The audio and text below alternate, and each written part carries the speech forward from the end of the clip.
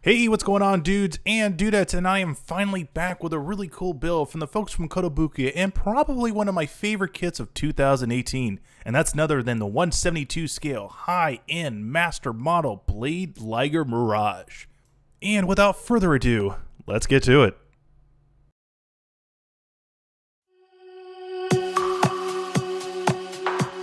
So it's literally been 3 years since I built a Zoid, and I have to say I am super excited with this build because when I built my first Liger Zero, it was great, but it lacked one thing that I really crave. I wanted something that just exploded with a lot of detail and probably a little bit more customization. So what's inside the box? You get a huge assortment of decals, the instruction manual, which gives you a nice broad history of how the Zoid franchise has really come to the forefront, as well as some good concept sketches on how the Zoid was constructed, a brief summary of how to put on the decals, and a nice back panel to show you what you can do in really cool action poses. So the painting variation for this kit, we're going to use two methods. One, traditional Tamiya paint, as well as Tamiya spray cans. Why? Because I like to mix things up. But we can't forget the most important thing, medium blue, which is going to be used primarily for the legs, as well as some additional paints of titanium silver and flat red and royal gray and orange. Now, before we get even crazier with more painting methods, we need to tackle the most important thing, the pilot. And this little guy takes a ridiculous amount of time, so let's tackle him first before we tackle the armor pieces.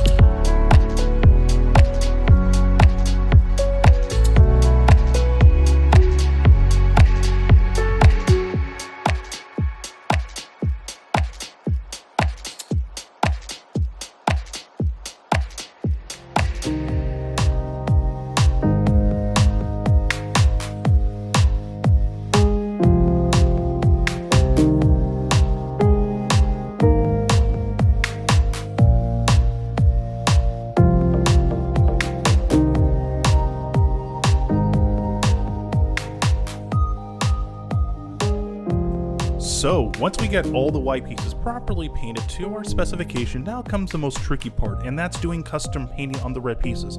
The variants are very small, but the one that's going to be posing a really big challenge is like the boomerang-like shape piece and back of the tail.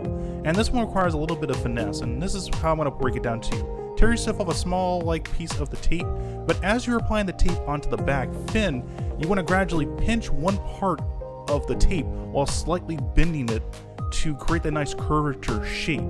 And then once you got a good rhythm of it, then you're ready to go. Now comes the tricky part, is actually using an X-Acto blade to get those hard to read areas to create the nice triangular shape. And it's very simple. All you need is just an X-Acto blade and some patience. Once you do it correctly, it comes out beautifully.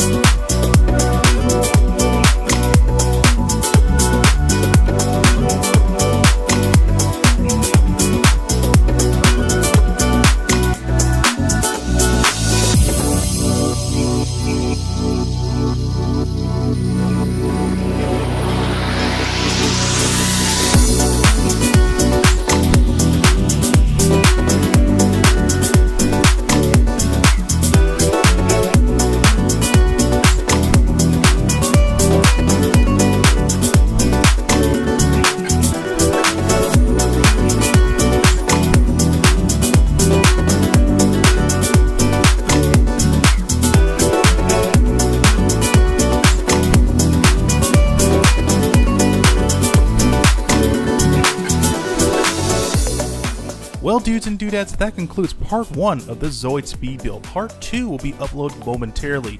And if you guys like this video, hey, give it a thumbs up and hit the subscribe button and hit that bell. And I will see you on the next video. Later.